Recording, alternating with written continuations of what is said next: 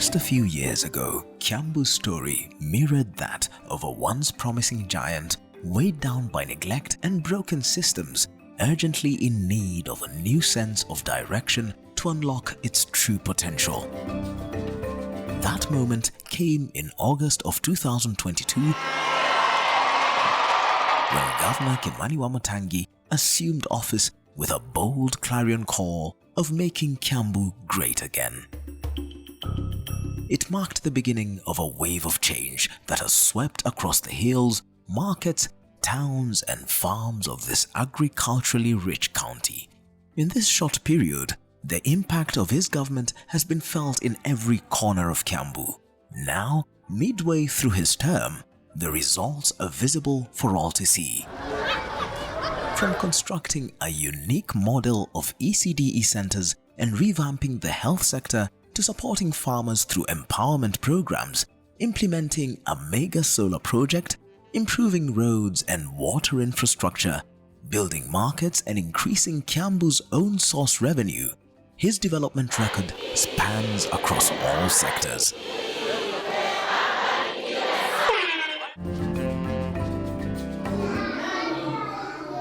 One area where his administration has especially excelled is in transforming early childhood development education in Kiambu. Young learners are already smiling thanks to new infrastructure that is dotting each and every ward. Some 312 newly built ECDE centers now stand proudly where once there were crumbling, neglected structures. Each center boasts modern PP1 and PP2 classrooms, offices, ablution blocks for pupils, teachers and even persons with disabilities, as well as equipped play areas that rival the best private academies. We have seen parents in Kiambu County regain confidence in our public ECD centers, resulting to them putting out the learners from the private academies to the public ECD centers. But beyond the concrete and steel, Governor Wamatangi has spearheaded a comprehensive feeding program for the more than 39,000 ECDE learners, ensuring each child receives a bowl of fortified porridge daily, 2 eggs a week, and a packet of milk every Thursday. To boost learning in the ECDE centers, the county has provided free books to all learners in public centers, ensuring every child has access to essential learning materials. Kwanza vitabu, watoto walikuwa na shida sana, but at the moment kila mtoto ako na vitabu 5.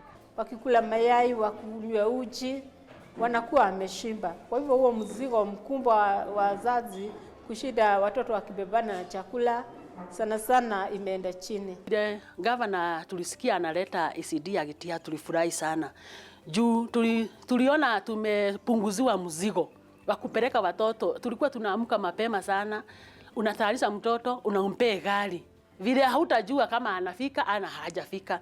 Lakini hapa vile ECD ilijengwa hapa Getiha, tulifurahi sana juu hata sisi kama mimi mtoto wangu ni msichana na umfukisha kwa barabara na siamuki mapema hivyo nilikuwa naamuka hapo kitambo. We started a year and a half ago with 32,000 kids in all the ECD centers. Barely 1 year into the transformation, we are at 38,000. Now we are heading to 41,000 kids. That tells you that you have an increment and an enrollment of more than 11,000 more children within less than 2 years.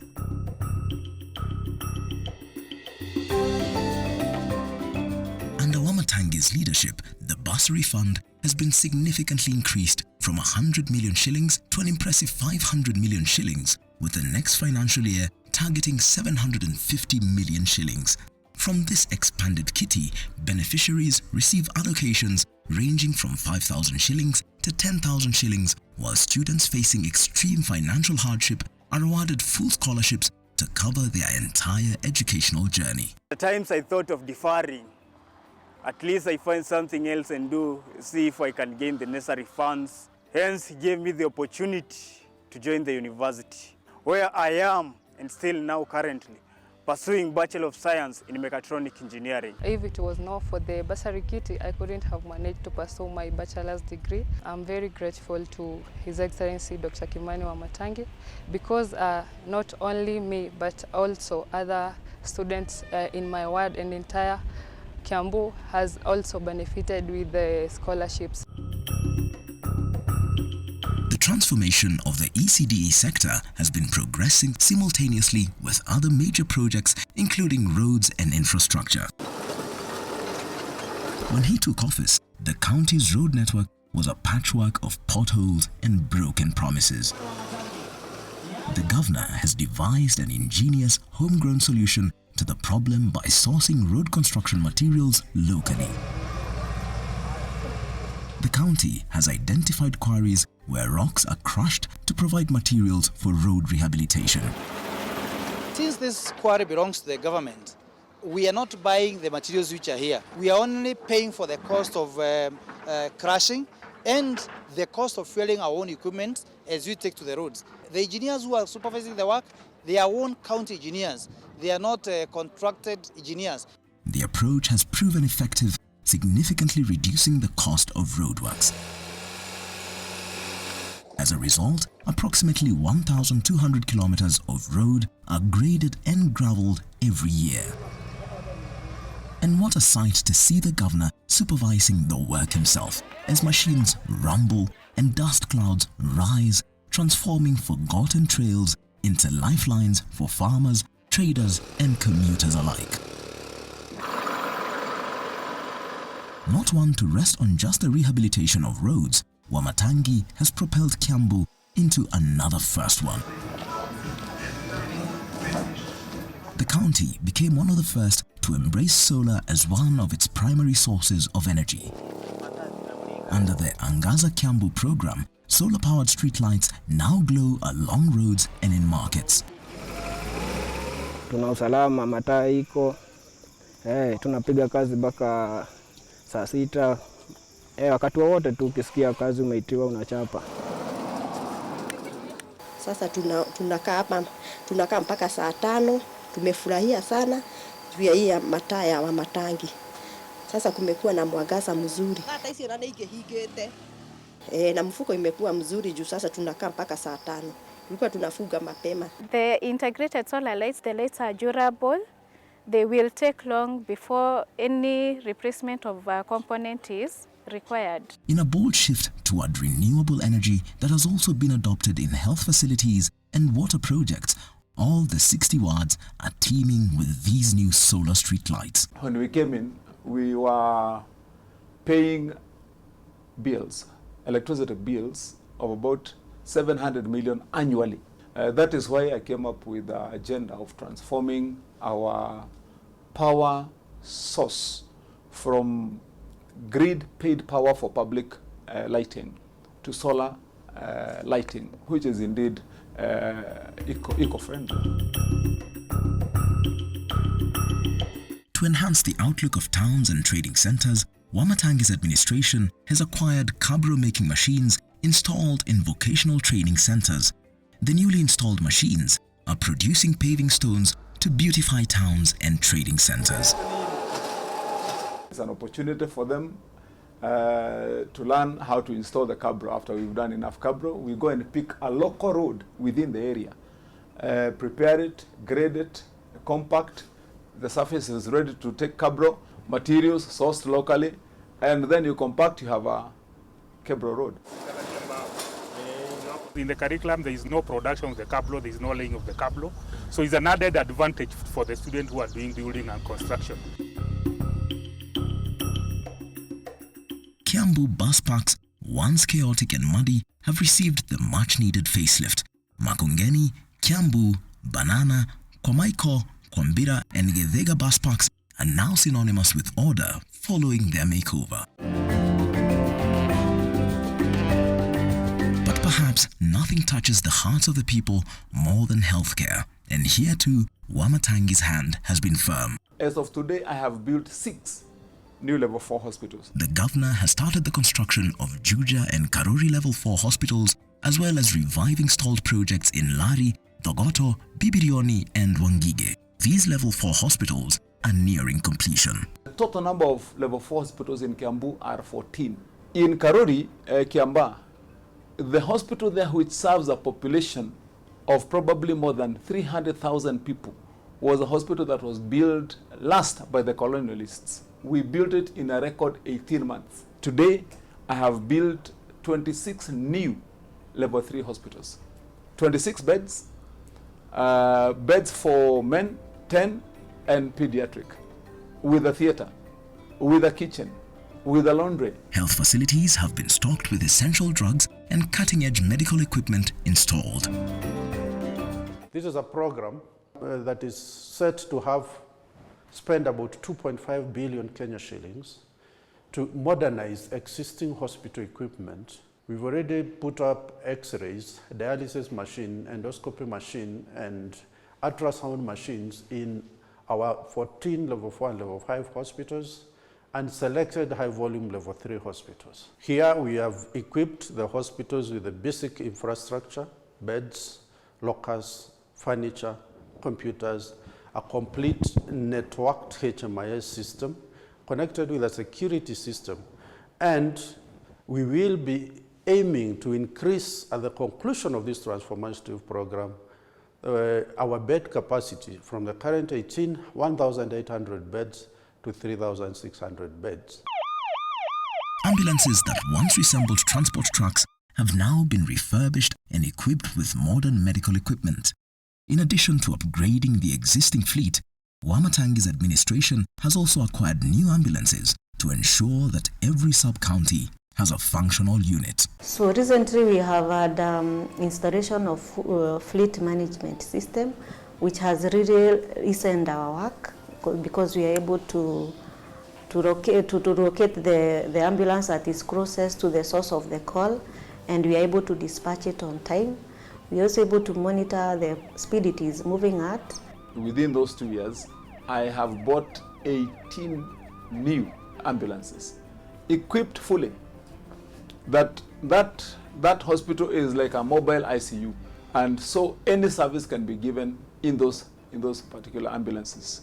Behind the scenes, newly installed health management information system ensures accountability and efficient service delivery, while Ruiru Central Medical Store is complete to ensure steady supply of drugs and other pharmaceutical supplies. If you go to Ruiru, we have built a very, very modern, big central medical store. That is the size of actually the KEMSA that is there in Nairobi. We have installed a digital hospital information management system which connect all our facilities from the smallest to the biggest facility, making sure that when you are in the central medical store or wherever you are in Kiambu County, even in my office, by a touch of a button, I'll be able to tell the stock levels in every facility. A test is done, for example, in the laboratory. All what they need is to key in the results, and the doctor in the level 2 or the doctor in level 5 hospital is able to see that and very quickly be able to assist in making a diagnosis, and the right and the proper treatment is administered to the patient.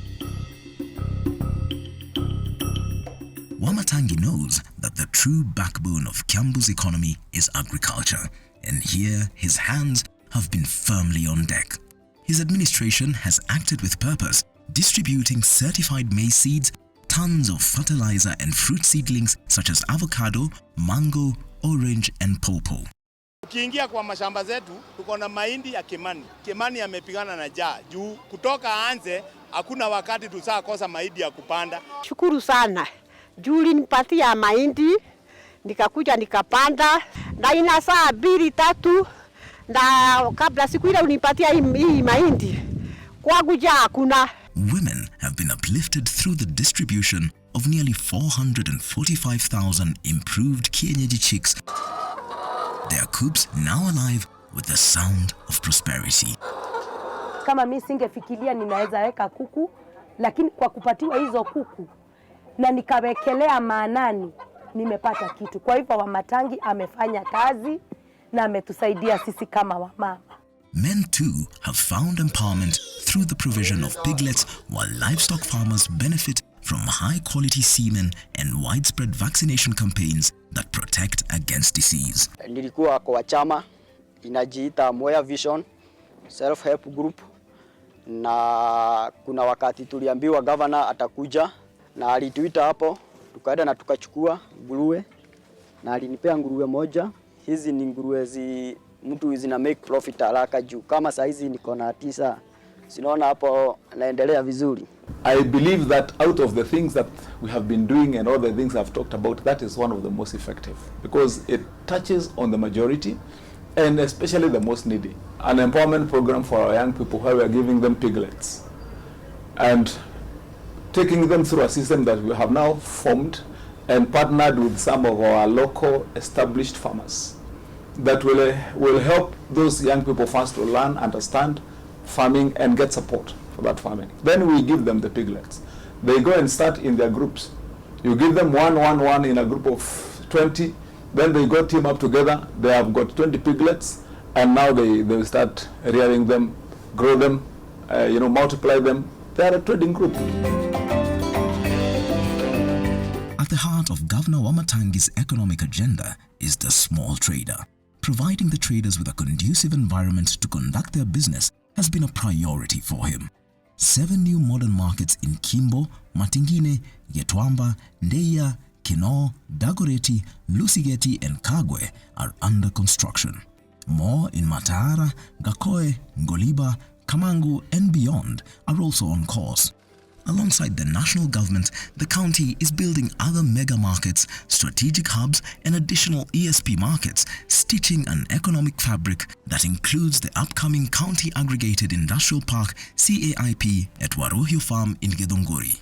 This is a project that is being undertaken between the national government and the county and the counties. It's going to be of massive help, not only to the people of Githunguri where this farm is, but across the county. Here at Warohio Farm in Githunguri, we will be having these farm produce come to this industrial park direct. So this will ensure that the farmers get maximum value from their produce. Number 2, it is going to create a lot of employment. For Boda Boda riders, the scorching sun and pounding rains no longer stand in the way of their daily hustle. Thanks to the county government's construction of modern sheds, the riders can now operate their businesses comfortably, protected from the harsh weather. Msimu wa mvua, hii shed inatusaidia sana juu tunaingia hapo ndani, chini yake tunakaa hapo. Wakati hata wa jua inatusaidia tu. Through the Maji Nyumbani initiative, the Wamatangi's administration has overseen borehole drilling, pipeline extensions and water system upgrades, already reaching over 10,000 households. Major projects like Gavanji, Kenyatta Road, Ngeguturito, Ondiri Ziwani and Komodhai water schemes are quenching long-standing thirsts with plans to double the reach in the remainder of his term in office. Maji ni mingi, tunaoga, tunafua manguo, na ng'ombe na kunywa. Ukitaka kupanda boga unaweza panda. We have sunk more than 32 boreholes that are already now powered through the solar. This is after the directive by His Excellency the Governor to solarize all of our boreholes after looking at the costs of what, in terms of how much we are paying to the Kenya Power. Through this initiative, together with the ground detrication, we have been able to reach more than 600,000 inhabitants or the citizens of Kiambu. That means between 70,000 and 80,000 new connections with water. Title zetu ziko hapa. Land tenure security has taken a giant leap forward under Wamatangi's stewardship. Through Directorate of Lands and partnerships like the World Bank-driven KISIP2, his administration has surveyed settlements in Kikuyu, Limuru, Ruiru, Kiandoto, Madarau, Kanjero, Kiroe and Kiamburi, with nearly 5,000 title deeds being issued. The journey that began last year to transform Thika town into an industrial smart city is well on course as the process is set for completion this year. We decided to turn Thika into an industrial smart city. We have good infrastructure, we have got factories, companies, and setups that were done there many, many years ago. And now they're still there. We just need to revitalize them. We have got new assembly plants that have come to Thika that are assembling vehicles. We have land available there. In our deal with Del Monte, we have gone ahead to section part of that land for a special economic zone, about 400 acres, so we can do industry. In Thika, we have got more than 10 universities in that hub only that spew out annually close to 10,000 young people with technical skills, with digital skills. And so you can imagine when those two forces are put together, the kind of product that you have. So when we are talking about a smart city, it's because we know the resources there. We have already finalized all the public processes on ground. We have come to the county assembly. The county assembly has debated that process. I received a message from the clerk of the county assembly of Kiambu. The message dated 24th of June 2025 on the proposed conferment of city status to Thika municipality in Kiambu County.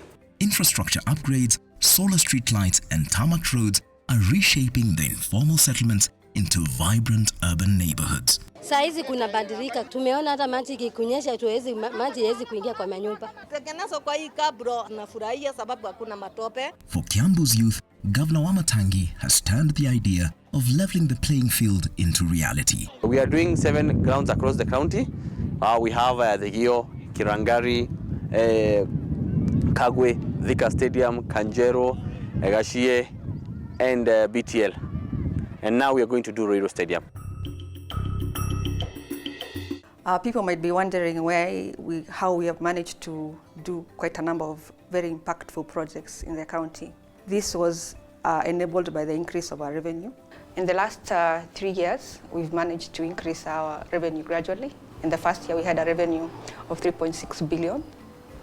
In the next year, we had a revenue increase of 4.5 billion. And the last year, 24-25, we increased our revenue to 5.45 billion. We have been able to collect this revenue because of our new system, which is an ERP system that has ensured that every revenue stream has used this system. We don't go and use any manual system. The ERP system has enabled us to close in any loopholes or gaps that were there in the system previously. It also covers other areas like human resource, fleet management, hospital management. With clear achievements behind him and an ambitious, well-laid plan for the future, the governor is charging ahead, determined to make the remainder of his term even more transformative for Kiambu.